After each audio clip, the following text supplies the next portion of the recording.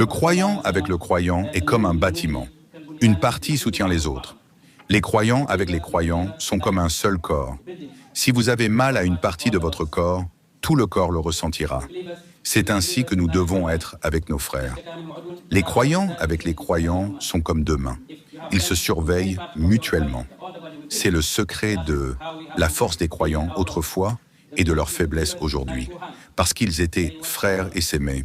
Et il est impossible d'être parmi les croyants sans aimer ton frère. Tu ne seras jamais parmi les croyants tant que tu ne seras pas un croyant. Tu n'iras jamais au paradis tant que tu ne seras pas un croyant. Tu n'es pas parmi les croyants tant que tu n'aimes pas pour ton frère ce que tu aimes pour toi-même. Ce n'est pas seulement aimer pour ton frère ce que tu aimes pour toi-même, mais la Oumma de l'islam. Ils aimaient pour leurs frères plus qu'ils n'aimaient pour eux-mêmes. Tu donnes à ton frère ce dont tu as le plus besoin. C'est cela l'izar. C'est ce que les Ansar ont fait avec les Muhajirun. Lorsque le prophète a émigré à Médine Munawara, il a établi une fraternité entre les Ansar et les Muhajirun. C'est un exemple, pas seulement pour les Ansar et les Muhajirun. C'est un exemple pour toute la Ummah. C'est ainsi que nous devons nous aimer les uns les autres. Lorsque les Ansar sont venus à Médine, les Muhajirun les ont accueillis et leur ont donné tout ce qu'ils voulaient. Le prophète a établi une fraternité entre chacun d'eux. Un des Sahaba, appelé Abdurrahman al-Nao, il est connu parmi les prophètes doux, garantis au paradis. Son frère était Saad al-Nurabi des Muhajirun, et il est venu rendre visite à Saad. Saad lui a dit « Voici mon argent, tu peux le prendre. Voici mes 2 maisons, choisis celle que tu préfères. J'ai 2 épouses. Choisis celle que tu aimes. Je serai ton serviteur. » C'est la preuve réelle de cela. Mais ce qu'Abdul Rahman va dire n'est pas un croyant faible. Il lui a dit « Baraka Allah walaka fi ahlika wa fi malaka wa fi dahika ana rasimitadi wi Daniel al-Sayya. » Il a dit « Mon frère, que la bénédiction soit sur ta femme, ta famille, tes maisons et ton argent. Je suis un homme d'affaires. Montre-moi simplement où est le marché. » Son frère est prêt à partager avec lui, mais il est aussi très fort. Il est prêt à travailler pour subvenir à ses propres besoins. Parce que Al-Mu'minun qawiyu khayrun wa habdu mila Allahi al-Mu'min al-Ta'iq wa fiqin al-Khayrun. Le prophète Mohammed sallallahu alayhi wa sallam a dit « Le croyant fort est meilleur et Allah aime les croyants forts plus qu'il n'aime les autres. Et tous les croyants sont bons, mais Allah aime les croyants forts. » Et la force ne consiste pas seulement à être fort dans la religion, mais à essayer d'avoir de bonnes choses et à essayer de rendre ton frère heureux. Tu as de la connaissance. Tu veux être fort, Ali.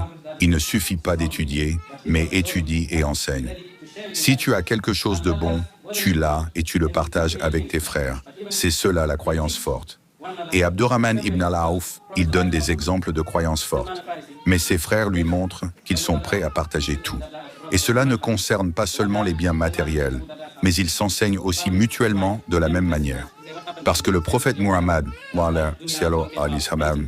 a dit Salman al-Kharisi avec Abu Darda. Il a choisi Abu Darda comme frère pour Salman al-Kharisi. Un jour, Salman a rendu visite à la maison d'Abu Darda. Il a trouvé sa femme mal habillée. Il a dit « Qu'est-ce qui se passe ?» Elle a dit « Parce que ton frère n'aime pas ce monde. Il ne se soucie de rien dans ce monde. » Alors quand Abu Darda est venu, ils ont apporté de la nourriture à Salman pour qu'il mange. Salman a dit « Mon frère, demande-lui de manger avec moi, mange avec moi. » Abu Darda a dit « Non, je jeûne. » Salman a dit « Non, tu dois rompre ton jeûne. » Parce qu'il voulait lui apprendre à être indulgent, car lorsque sa femme a dit que ton frère n'aime rien de cette vie, il ne se soucie de rien. Mais c'est pourquoi sa femme ne se soucie pas de son apparence. Et tu sais que Salman a plus de foi que lui. Si tu as plus de foi que quelqu'un, ce n'est pas seulement pour lire quelque chose, mais ils ont un peu de foi, cela te fera aimer l'au-delà, tu aimeras le faire. Mais tu veux juste lui apprendre, parce que si tu es trop dur, peut-être qu'il commencera et ne le fera plus jamais. Il lui a demandé de rompre son jeûne, car il n'était pas prêt pour cela. Et s'il rompt son jeûne, alors Salman te déteste. Alors, au début de la nuit, il dormait et Abu Darda voulait prier. Salman lui a demandé « Que veux-tu faire ?» Il a dit « Je veux prier ». Il a dit « Non, dors ». Il a dormi. Parfois, il voulait se réveiller. Il a dit « Non, dors ». Et ils sont allés jusqu'à la fin de la nuit, ils ont dit « Maintenant nous pouvons prier ». Alors quand Abu Darda est venu voir le prophète et lui a raconté ce qui s'était passé entre eux, le prophète a dit « C'est la vérité ». Dans la réplique, cela s'est produit. Nous le referons. Tes visiteurs ont des droits sur toi. Ta famille a des droits sur toi. Ton Seigneur a des droits sur toi. C'est ainsi que l'on apprend à construire, à faire un jardin de la meilleure manière. Parce que c'est bien si tu peux prier toute la nuit. C'est bien. Parfois, peut-être que tu commences au début de la nuit, tu veux prier, nafila. Quand le temps vient, tu dors, tu t'endors. Alors il vaut mieux prier à l'heure, même si tu n'as rien prié à ce moment-là, et prier toute la nuit, et manquer Fajr comme tu le fais. Alors tu veux juste lui apprendre la meilleure façon d'adorer Allah, subhanahu wa ta'ala. Quand le prophète, sallam, a choisi chacun de Médine, il a choisi un des gens de la Mecque comme frère. Quand il est venu à Setna Ali, il a choisi Ali pour lui. Et tout le monde sait qu'Ali est son cousin. Alors pourquoi a-t-il choisi Ali? Et il est venu avec Ali de la Mecque. Et le prophète Jésus avec lui, parce que quand le prophète était prêt à vivre, faire vivre toutes ces choses que les gens lui apportaient, parce qu'il lui faisait confiance, même quand il voulait, il a tout vécu avec Ali. S'il le tuait, il lui garantissait le paradis. S'il disait, il rendrait les choses aux gens. Alors il était prêt à mourir pour le prophète Muhammad, paix soit sur lui. C'est l'une des raisons pour lesquelles le prophète Muhammad, paix soit sur lui, et a accepté tous les gens de Mecca.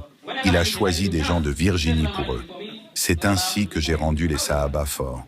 Même si tu vois quelque chose chez ton frère que tu ne connais pas, si tu creuses et que tu découvres, tu verras quelque chose de bon. Comme ils disent, un jour, Sayyidina Omar est venu voir le prophète, sallallahu, et s'est plaint de Sayyidina Ali. Il a dit, Ali est mon frère, mais chaque fois que je le rencontre, c'est moi qui dis salam alaykoum avant lui. Le prophète a demandé à Ali, il a dit, ton frère s'est plaint de toi. Il a dit, chaque fois qu'il te rencontre, tu dis salam avant lui. Et il a dit, oui, c'est vrai.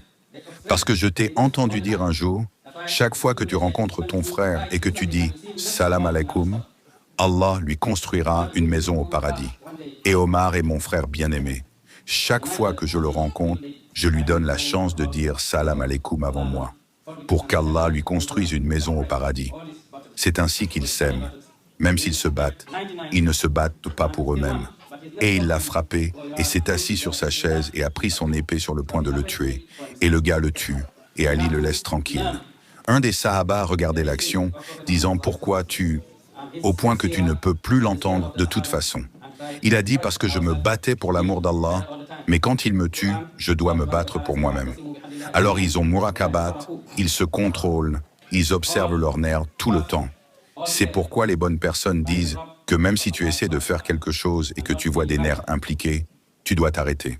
Une des bonnes personnes qui passait un jour dans un nightclub et voyait des gens acheter, vendre de l'alcool, a dit « Oh Allah, je n'oublierai pas cela » et j'ai dit « Ici, je vais aller briser toutes ces bouteilles. » Il y avait 100 bouteilles. Il en a brisé 99. Et il est encore chaud, mais ses nerfs lui parlent « Je suis pour tes biens, ton ceci, ton cela ». Il s'arrête. Parce qu'il a peur de le faire pour lui-même. Nous devons apprendre l'histoire du prophète Mohammed, sallallahu alayhi wa sallam, et sa sira, et la sira des Sahaba, et essayer de nous corriger pour être meilleurs tout le temps. Le Coran, Allah Ta'ala dit « Wa'tasimu bihallillahi jami'an wa la tafarraqu » Tous tenez fermement à la corde d'Allah et ne soyez pas divisés.